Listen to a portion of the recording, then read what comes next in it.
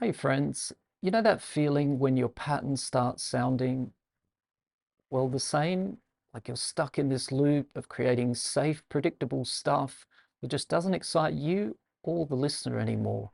Here's what I see most producers doing, myself included sometimes. We program the same familiar patterns over and over. But there's this one feature built right into Ableton that honestly, most of us just walk right on by. It's been there since Live 11 and it can take any basic pattern and make it feel completely fresh and musical. So today I want to show you how note chants can totally change the way you approach your MIDI programming. We'll walk through this together step by step, and by the end you'll hear the same loop becoming something completely different, way more inspiring than where we started. So without further ado, let's dive in. So we're here working today in Ableton Live 12, and any of the sounds or instruments that you hear that I've used, they are coming bundled with Ableton Live, so you can search for them in the instrument folder. So let's start off with a drum track and a drum rack. And let's begin with the first concept I want to show you today using note charts, which I like to call controlled random. So let's open up a MIDI clip and let's choose, say, a hi-hat in here in the drum rack. Let's put a note on there, and then let's copy that note all the way across the bar of music here. So we've got a fast 16th hi-hat pattern. Maybe bring our end of note in just a little bit. Great. The very next thing we're going to do is just add a little bit of randomization of the velocity, so we've got a little bit more interest there as well. Great. And then what will typically happen, should I say, when you open up new MIDI clips, depending on what you've selected down the bottom here, but by default, typically you will see the velocity lane. If you see nothing here, no chance, no velocity, you'll need to click this little arrow here that's generally yellow by default, and it's revealing the velocity lane. If you see nothing, it's all minimized. Click that to reveal the velocity, and then click the little arrow alongside it to check the note chance lane and bring that into play. So now we see both the velocity lane and the chance lane, and they can be resized and all that good stuff. A little tip would be just to make sure that you're selecting the right lane when you want to do the particular action you want to do. I mention this because it's happened to me a few times where I've been, selected on the velocity lane and I wanted to modify the chance, or vice versa, just to point that out. So today we're talking about note chance and how that is really a game changer, and how it can make our patterns way more interesting, evolve, etc., etc. And this first version I want to show you is what I call controlled random or controlled chance. What it means is that essentially right now in the chance lane, the chance of all of these hi-hats, steps, notes, triggers happening every time we play this bar of music is 100%. So all of the values down here are set to 100. So what we can do, controlling it a bit, is leave some of these triggers, let's say the offbeat hi-hat pattern here, to be 100 so that it's always going to play, and then we can set up the other 16th hi-hats around it to be a little bit different, the chance that sometimes they do something different. So let's begin here with the first 16th and set it to a value of around 32. So the chance of that happening is kind of low. It won't always happen every time we go around, and it's on the lower probability side. Let's grab the next 16th hi-hat and set that to somewhere a little bit like 50. And then we'll finally grab the fourth one within a beat here, and let's set that up to about 72. And then what we can do is copy that all the way across here. And now we've applied that to the whole one bar of music. Now, the great thing about this is, as I said, we're sort of controlling it a little bit and deciding what's going on as we play through this bar of music. That's why I like to label it controlled random. And what I do want to point out is, ladies and gents, when we look at something like this, I like to program all of my MIDI generally in 4-bar clips or 8-bar clips, which makes me think already about transitions and fills and little things that can be going on, signaling changes in my track. But if you are in the habit of always working in 1 bar and programming your MIDI or playing your MIDI into a bar, this technique here really means that it's much more powerful than a bar, because it's every time we play this through, it's constantly evolving and changing and giving us interest and variations. And if you're writing music such as generative or ambient music, of course, this can be set up to be really deliberately left completely with a lot of chance, quite chaotic if you want, or more subtle values. But every time you open the project or every time it plays, there would be nothing repeated. Everything would be constantly evolving, changing, and interesting. So I want to show you in a second a technique for, of course, capturing and preserving takes that we might want to as I said, capture and preserve it rather than leaving it as it is, because what I guess I wanted to say here is that if we leave it as it is, tomorrow or this afternoon, if we save the project now and reopen it, we won't get the same result, right? It will be different each time, so we might not want that to happen, and therefore we might need to capture a take of it and therefore set up this workflow to give us new patterns, but capture those patterns and choose our favorites. I'll show you how to do that in a second, but this is the very first version here.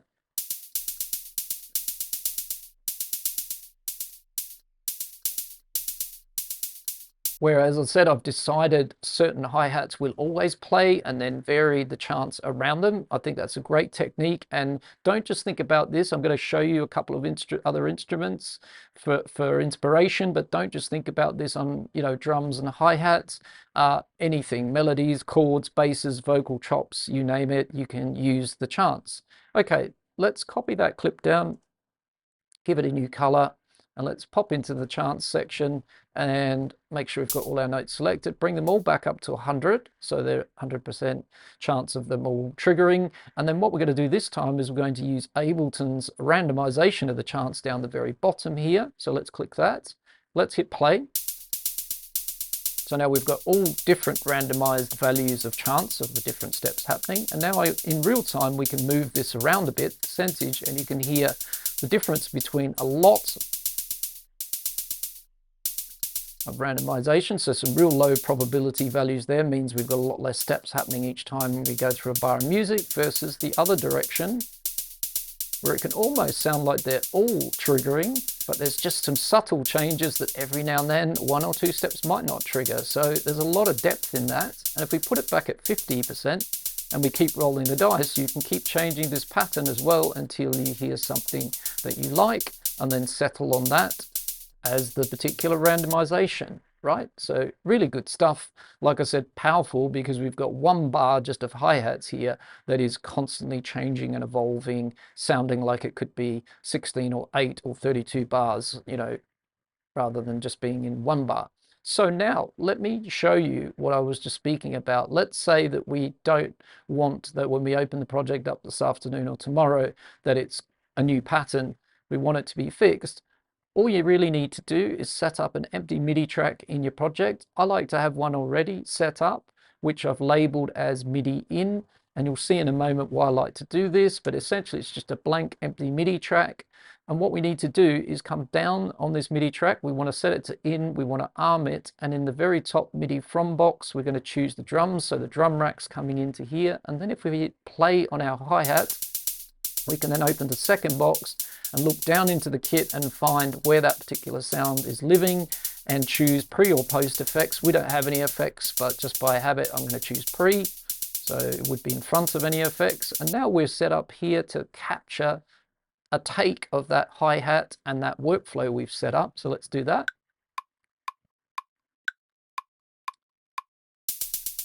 Generally, I listen out while this is going on for anything really that I like or special that might happen as it goes along. But essentially, you can let this run for as long as you like, and you might even be wanting really long takes of, variations and interest, or you might just be looking to capture a small section. But as I said, you can let this run for as long as you like, or you can, listen out for something special and then straight away hit pause when you hear that, or stop the recording. So that's enough for us to work with there, plenty to work with. So we're going to stop it there. And then what I'm going to do is drag that MIDI clip back over onto the drum rack track. And then I'm going to move that down onto the sound. So, just with our creativity hats on, as you can see, I could create that pattern and it could go on any sound in this drum rack, but I'm going to put it back on the closed hi-hat. And I'm just going to go in here and I'm going to loop up a couple of bars. This section here looks interesting without even listening. I'm just going to choose that as an example for today, or maybe actually a little bit of this area here looks a bit more interesting, or in here. Decisions. Or we could even straddle it a little bit across like that. Let's do that. And I'm going to crop that clip. And there we go. We've got a couple of bars of a new closed hi-hat pattern now. Nice, and that is going to sound like that every time we open up our project after we've saved it, right? We've committed to that take of that. So as I said, that's how we go around not having it completely different, evolving, and more generative. We commit, find our favorite take. So let's say now we build some drums around that, and that would be the start of our new drum rack pattern. So we just put a kick drum with the hi-hat. Bring our tempo up a little bit. Nice, and so you can hopefully hear that that hi-hat pattern is really interesting for all the feels, the velocity, and the chances that some of those notes triggered or not. It's way more interesting than perhaps I would have thought about doing if I'd just gone ahead and just programmed it like I might do every single week when I make a drum rack pattern. So hopefully you can start to see the benefits of this technique straight away. So let's now move across to another track, and I'll give you a different instrument and a different sound with another example of using note charts just for a bit of inspiration. And here we've got a synth called Faraday. Again, you'll find that in Ableton Live. It's a built-in preset. Let's open up a new MIDI clip, and this time what we're going to do here is use some more of Ableton's 12's, in this case MIDI tools. Let's come across to the third tab and choose Seed from that tab. So if you don't see Seed, again, you can pick it from the list here once you've navigated to that tab. Let's turn off auto, and let's just make sure that we've got things set up here that we, are going to create. Seed's going to create a MIDI that we quite like. So the range of notes and the note lengths and the velocity, a couple more voices would be nice, density fine. Let's turn on auto and away we go. So there's a pattern there. Maybe we bring the voices to 1. Let's hit play.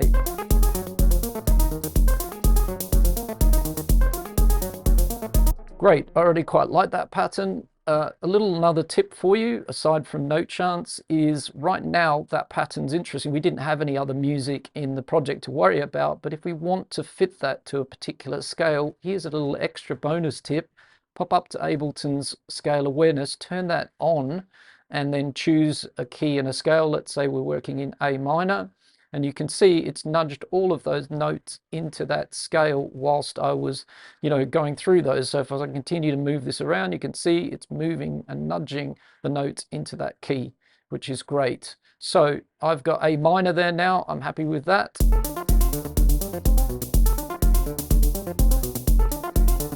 Nice. Now what we can do is work with note charts with this pattern, this synth pattern.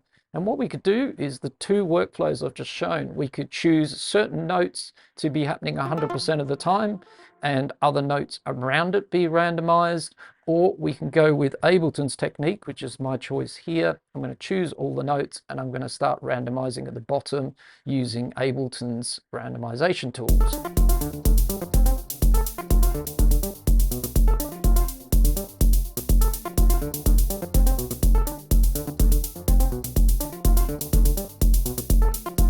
Quite like that. So now, just to show you also why this setting up perhaps a MIDI in track can be a good idea, I can also now pop over to there and I could just change in the MIDI from the drums to the synth track. Everything else is already set up, hit record, and I can now start capturing that instrument's workflow.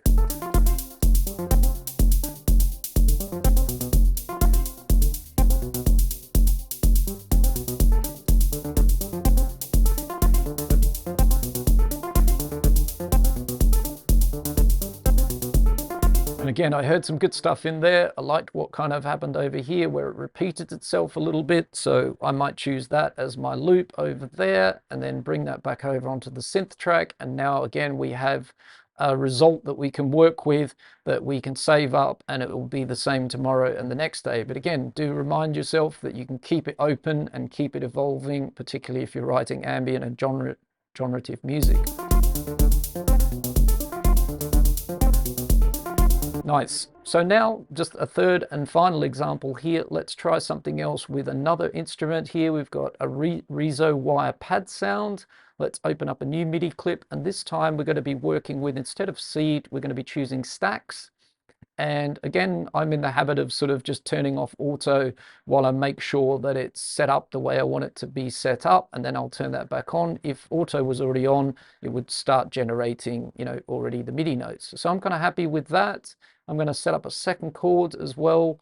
And then what I'm going to do with the first chord over here is I'm going to change the duration of it. Let's make it maybe a beat long. And the second chord, I'm going to also change the length of it a bit. And then I'm going to move that second chord as well, maybe later in the bar, something like that. And then maybe have some different chord shapes here on the chord 1 and 2. And let's go for maybe 4-note chords. Okay, let's try what we've got there.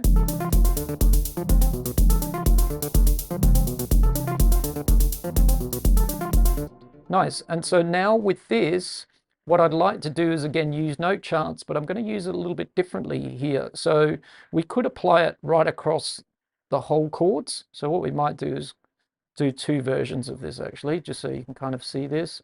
Let's copy it down as well to a second version. And let's do the first one. So in the first clip up here, I'm going to choose the 3rd note of the triad. So we've got 7th chords here, like deliberately 4-note chords. What I'm going to choose is the 3rd of each chord, which is these notes here. And I'm going to randomize the thirds. And so there's a chance that sometimes these chords will be a 4-note chord, and then sometimes they'll just be a triad without the 3rd, right? So let's do that. And let's again choose a randomization where we kind of have some feeling to it that we like.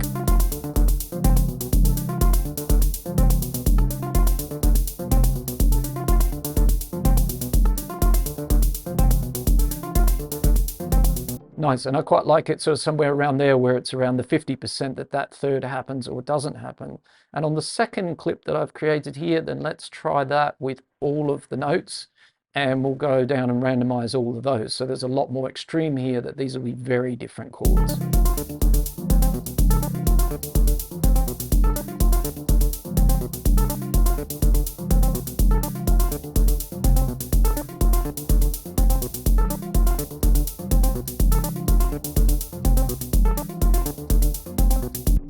Right, and similarly to everything I've shown so far, if we wanted to commit that, we could commit those, start printing those, choosing our favorite takes, dragging it back onto the pad track, and away we go. But there's 2 little creative ways to apply it here on chords. So on that note, ladies and gents, that's a really good look at note charts. Why I think it's a great thing that we shouldn't, overlook. It can make so much different in terms of interest and variations to our patterns. And like I said, we really have no excuses to have boring patterns with tools like this built into our Ableton Live workflow. Hope you've enjoyed the video. I hope you found it beneficial and you've learned some things along the way.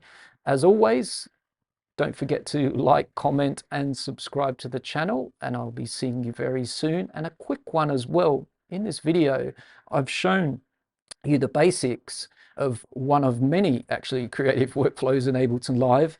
And in coaching sessions, I work with artists, DJs, and performers. I dive a lot deeper into Ableton Live, and particularly sound design tailored to those artists' specific situations. So if you're interested in accelerating your own progress and having some personalized guidance, I'll put a link down below in the video description where you can book a free call and have a chat with me about that. On that note, keep on creating, take care of everybody, and I'll see you all very soon. Ciao for now. Bye.